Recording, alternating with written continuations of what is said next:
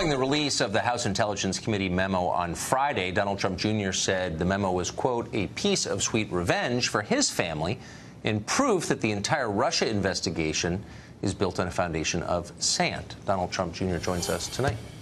Thanks a lot for coming on. How you doing, Tucker? I'm doing great. So what was your reaction to the memo? What do you think the takeaway is?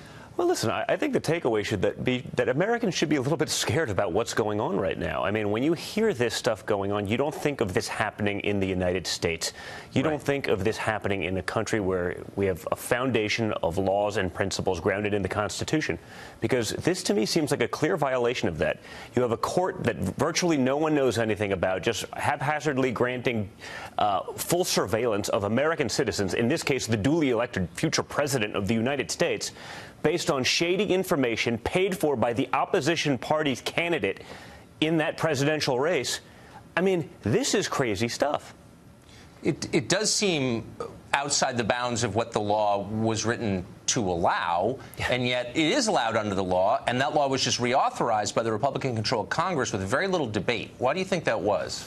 You know, I don't know, but I think they'd probably want to revisit that after seeing all of this. I mean, a lot's changed since we last spoke about this basically 10 days ago, and that had happened just before this. But I think, you know, as an American citizen, to see this stuff going on, to try to subvert democracy this way, based on these characters and these people who are so biased, and flagrantly so, that is scary. I mean, it's one thing if you're doing it in a sort of bipartisan system, but that's not at all what we have here.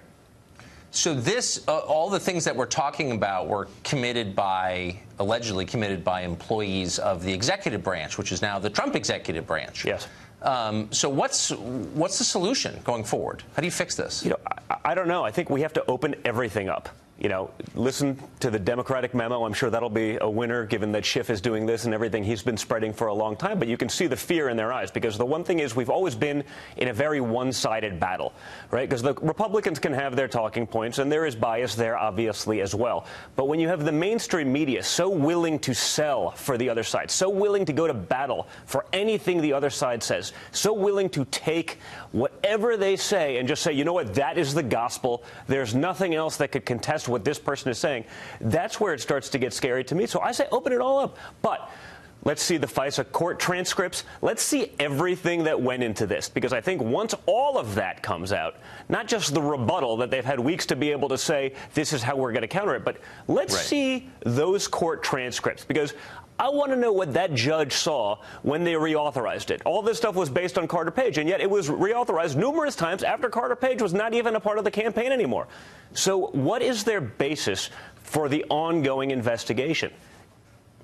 So the rebuttal memo that you just referred to, the Schiff memo, the House Intelligence Committee has voted to declassify it. That's going to the president. Presumably we'll all get to see it soon, and the media will applaud its declassification. Well, they did have not their talkers applaud, and they will run.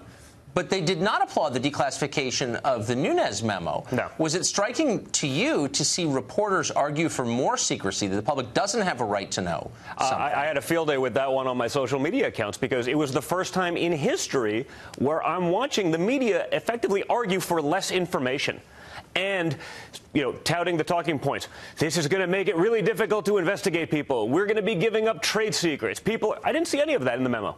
I didn't see a thing, but those were the Schiff talking points to try to prevent it from ever coming out. And the media was more than willing to carry his bags to make sure that everyone knew that those things were going to happen and the sky was falling if this memo was released. But none of the people calling for it to remain classified in the press had seen the memo. So no, of course. Well, but you know, who knows what they knew, what they had seen, what they'd be given. I mean, it's not like there hasn't been leaks like a sieve from various members who were part of that and who had seen it. So I wouldn't be surprised if they did know. But presumably they were not supposed to have known those things. No. So what's your take on Carter Page, who really was at the center of that memo, which described how the federal government spied on him, based in part, anyway, on allegations in the dossier? What do you think of him? Well, listen, I think the whole thing's a little bit ridiculous. I mean, this is a low-level person who worked in a campaign. This is someone who I've seen the emails where they said, well, this person's no longer working on the campaign. I believe one of my family members responded, who the heck is that individual? We'd never even heard of him. So to use that, again, as the basis to then try to attack the duly elected president, to do it then after that person's no longer even part of a campaign. And now I've been on a campaign. I get it. All of these people kind of hang around and everyone wants to build up their next thing because it means they're going to get a better job on the next campaign. They're going to get their book deal. They want to be a part of something.